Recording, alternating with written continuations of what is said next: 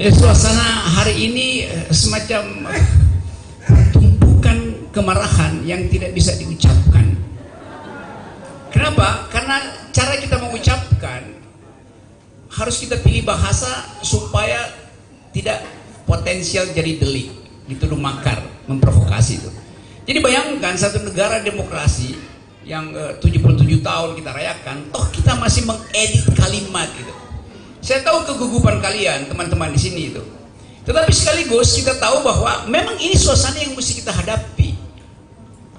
Ada keadaan yang menggoncangkan batin kita, pembunuhan oleh polisi itu,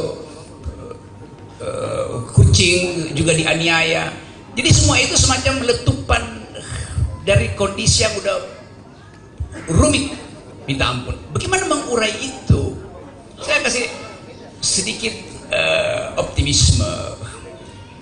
2 minggu lalu ada gerakan buruh, 1 juta buruh di seluruh Indonesia dipimpin oleh Jumhur Hidayah gitu. Diperlihatkan bahwa nggak ada hal yang menegangkan di situ. Sangat mungkin juga karena polisi lagi sibuk membenahi dirinya sehingga dia nggak bisa halangi gerakan buruh di situ tuh. Tapi sekaligus kita tahu di belakang gerakan buruh itu ada ide keadilan sosial, ada keinginan untuk merasakan hak buruh atas kesejahteraan yang hari-hari ini nggak mungkin dipenuhi oleh pemerintah, oleh kekuasaan. Jadi masyarakat sipil punya kemampuan untuk mengorganisir kekuatan. Nah, kita sebetulnya kalau kita mau jujur, mari kita persiapkan satu sistem masyarakat sipil yang bisa dikomandoi oleh pikiran. Ini persiapan. Kalau kita bikin hitungan misalnya, kita setelah kemerdekaan kita bicara tentang NKRI harga mati itu. Ya, itu sinyal fatalistis. Kalau ditanya NKRI harga mati, kapan matinya tuh? Kalau terjadi perang di Cina Selatan atau perang Indo-Pasifik lebih luas lagi, konflik ketegangan Cina Amerika itu meledak di Taiwan, lalu muncul ide agar supaya Indonesia itu disuruh memihak proksi Amerika atau proksi Cina. Kita bilang kita non-blok. Oh, itu non-blok itu istilah yang diketahui orang sekarang tuh. Karena kepemimpinan non-blok artinya profil dalam negeri kita mesti kuat. Orang nggak lihat Presiden Jokowi punya kemampuan untuk diplomasi internasional. Jadi kalau dalam 2 bulan ke depan terjadi ketegangan di Cina Selatan dan di Indo-Pasifik, lalu armada ke-7 Amerika turun dari USS Ronald Reagan turun dari Filipina ke arah Singapura, lalu dia naik ke arah Okinawa, yang dari Okinawa turun ke arah Malaysia, menyeberang ke selat menuju Australia, pangkalan di Darwin. Kita dijepit di Laut Cina Selatan dan di muara Pasifik. Dalam 14 jam hitungan intelijen Indonesia lumpuh. Karena itu jalur kita masih impor daging dari Brasil, kita masih impor jagung dari Argentina, kita masih impor obat-obatan dari Taiwan, segala macam tuh. Jadi Indonesia sangat rapuh secara geopolitik. Lalu di atas Pasifik Amerika bilang ini non-fly zone.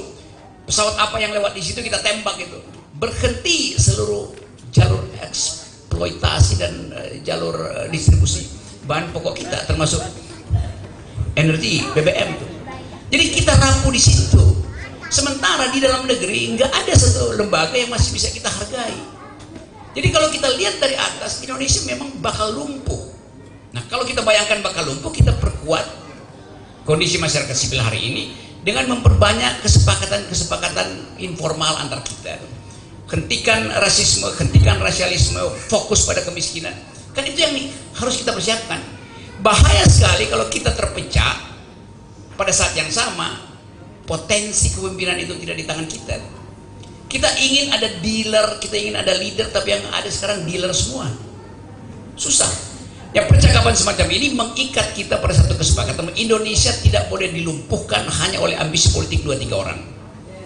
Jadi sekali lagi saya percaya bahwa apa yang kita bicarakan di sini akan tumbuh menjadi kesepakatan umum. Dan saya bolak-balik ke semua universitas di daerah itu, semangat untuk menemukan kembali Indonesia menyala-nyala tuh. Jadi izinkan saya berceramah terus, Pak Abdul Somad berceramah terus, dan kita ingin pastikan bahwa negeri ini bisa dituntun kembali oleh akal pikiran. janji itu akan saya penuhi, dan kalau saya tidak penuhi maka ikuti langkah saya. Kalau pemerintah tidak bisa penuhi janjinya untuk membuat masyarakat sejahtera, kita lakukan langkah tadi, LBP, Liga Boykot Pemilu itu lebih masuk akal daripada kita titipkan aspirasi kita pada baliho-baliho yang mukanya aja besar tapi otaknya kecil. Kali tahun 80-an, emak-emak di gang rumah tempat saya tinggal itu habis sholat maghrib sangat antusias menghidupkan radio, menunggu babat tanah leluhur Arya Kamandanu, Mak Lampir. Lalu kemudian tahun 90-an mulai terjadi perubahan, mereka mulai mengikuti Sengsara Membawa Nikmat, lalu kemudian Siti Nurbaya. Dan sekarang 2020-an terjadi perubahan yang luar biasa, tidak sandiwara radio, bukan sinetron TV, tapi true story. Episode per episode dari Barada E, Barada F, Barada J, Barada K, Barada X, Barada Z yang tak pernah selesai. Saya sebetulnya mau ngisi ceramah, tausiah, pengajian, didekatkan dengan Bung Rocky ini ya jadi begini jadinya.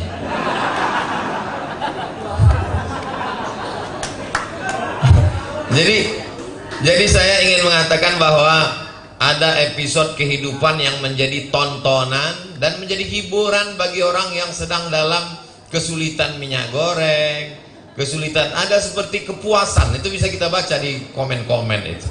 Ada seperti kepuasan sekali mendapatkan berita luar biasa. Tapi jangan lupa, kenapa ini? Kenapa bisa muncul? Kenapa bisa tidak tertutupi? Padahal semua seperti sudah berkolaborasi yang begitu indah dengan konferensi pers yang sempurna, perfect. Kenapa bisa batal itu semua? Karena ada seorang ibu yang menjerit, dia minta itu peti dibuka. Amang, buka! Mahasiswa tidak berani. Jadi adik-adik mahasiswa, kalau kalian tidak punya kekuatan tenaga dan suara untuk berteriak seperti ibu dari Joshua Huta Barat, serahkan aja ini kepada mak-mak. Ada kekuatan ibu yang luar biasa. Hilang takutnya, hilang sakitnya. Kenapa? Karena dia yang membesarkan anak itu. As-sakitu anil haq. Dan beberapa hari setelah itu yang memposting itu siapa? Tantenya, bibinya, lagi-lagi perempuan. Ustaz mentang-mentang banyak ibu-ibu semangat lalu puji ibu-ibu. Saya bercerita fakta, data, dan saya sedikit terpengaruh dengan Bung Rocky tadi. Dalam salah satu kitab, Imam Nawawi mengutip pendapat Imam Abu Ali Ad-Daqqaq. Apa kata beliau? As-sakitu anil haq syaitan akhras. Diam melihat kebatilan, menginjak kebenaran, maka itu adalah setan bisu. Sudah setan bisu. Bagi siapa yang belum pernah ketemu setan, belum ketemu ke setan bisu, lihatlah orang diam. Diam. Lalu bagaimana sekarang standar kebenaran dengan tidak benar, betul dengan batil, batil dengan betul begitu tipis. Kalau dilakukan oleh orang terkenal, dilakukan oleh orang banyak, dilakukan oleh orang kaya, dilakukan oleh orang punya kekuasaan, dia betul. Kalau dilakukan oleh orang yang tidak punya apa-apa, dia batil. Saya khawatir karena kita diam, nanti orang menyangka yang betul itu batil, yang batil itu betul. Saking banyaknya orang batil merasa betul, lama-lama orang betul merasa batil. Salah seorang sahabat saya bekerja di rumah sakit jiwa. Lalu kemudian dia bercerita ada tamu, temannya datang. Datang ketika di depan pintu gerbang, di dekat security, ada seorang pasien. Pasien itu bertanya ke tamu ini, "Bapak gila ya?"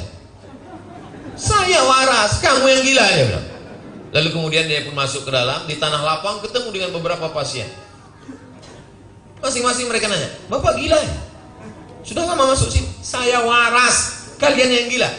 Gak berapa lama pas mau masuk pintu kantor pimpinan ketua kepala rumah sakit jiwa, tiba-tiba sekelompok pasien tepuk tangan. "Orang gila, orang gila." Oh. Lama-lama dia ragu, sebetulnya siapa yang gila?